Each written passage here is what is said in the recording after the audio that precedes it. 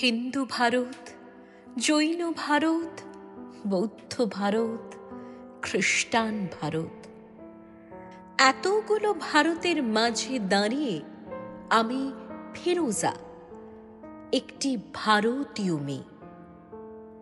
আপনারা বলতে পারেন আমি কি দোষ করেছি? পৃথিবীর যে কোনো দেশের যে কোনো একটি মেয়ের মতো আমি একজনকে ভালোবেসেছিলাম। প্রথম যেদিন ওর চোখে চোখ পড়েছিল আমার, আমি জানতাম না ওকে। বিকেলবেলার কলেজ ক্যাম্পাসে যে আলো এসে পড়েছিল ওর চুলে, তার কোথাও লেখা ছিল না ওর ধর্ম। হিন্দু ভারত, জৈন ভারত, বৌদ্ধ ভারত, খ্রিস্টান ভারত। আপনারা বলতে পারেন আমি কি দোষ করেছি?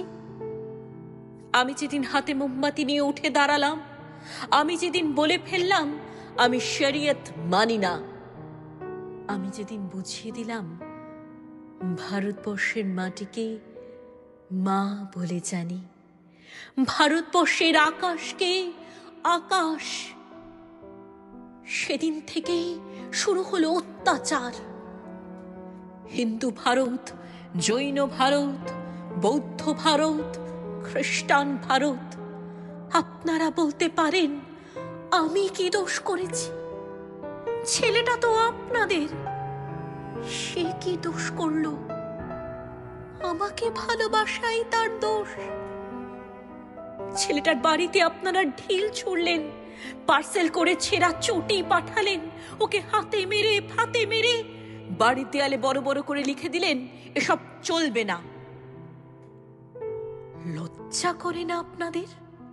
আপনারা এগিয়ে থাকা মানুষ, MA pass, BA pass, doctor, engineer, আমলা, মাস্টার, আপনারাই গণতন্ত্র নিয়ে ভাষণ দেন আর প্রয়োজন মতো গণতন্ত্রের টুটি চেপে ধরেন। ঠিক আপনাদের। আমি কি ছোটবেলায় ভোরের আলোয় সরস্বতী পুজোর ফল কাটিনি? আমি কি স্কুলের বারান্দায় বসে রাত জেগে আলপনা দিইনি? আমি কি পাশের বাড়ির হিন্দু বাবার জন্য রক্ত দিইনি? ওদের বাড়ির উঠোনে বসে ওদের ছেলেদের অ-আ ক-খ শেখায়নি? আমি আরবি শিখিনি, ফার্সি শিখিনি, উর্দু শিখিনি। বাংলাই আমার ভাষা। এই ভাষা আমার ভাত, আমার রুটি, আমার চোখের কাজল, আমার পায়ের ঘুঙুর। এই ভাষা আমার গোপন চিঠি, যার অক্ষরে অক্ষরে লেগে আছে আমার চোখের জল। আমরা যেদিন বিয়ে করি সেদিন কফি হাউস গিয়েছিলাম।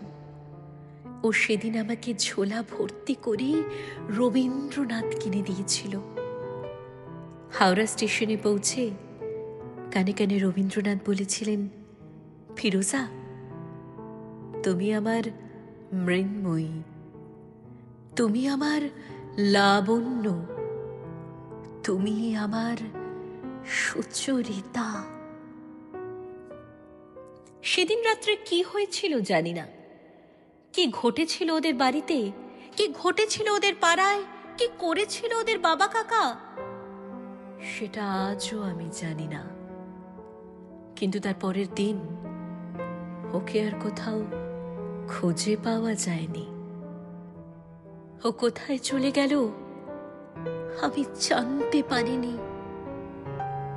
এই আপনাদের ভারতবর্ষ, এই আমাদের ভারতবর্ষ। আমি একজন সাধারণ মেয়ে, অথচ বাড়িতে, পাড়ায়, অফিসে, পুজোর প্যান্ডেলে, বিয়ে বাড়িতে, অন্নপ্রাশনে এখনো আমাকে নিয়ে ফিসফাস। ডাক্তারের কাছে যাই ফিসফাস, কলেজে ঢুকে ফিসফাস, বাজারে যাই ফিসফাস, যে হাউজিং এ থাকি সেখানেও চলতে থাকে অবিরাম লুকোচুরি। ওটা লুকোচুরি নয়, ওটা ফিসফাস নয়, ওটা আপনাদের গভীরে লুকিয়ে থাকা এক একটা সুপ্ত গুজরাট। যদি আপনাদের হৃদয়ে বড় না করেন, আকাশের দিকে আপনারা যদি না তাকান, এই পুরা দেশে আরো আরো আরো অনেকগুলো পোড়া গুজরাট তৈরি হবে।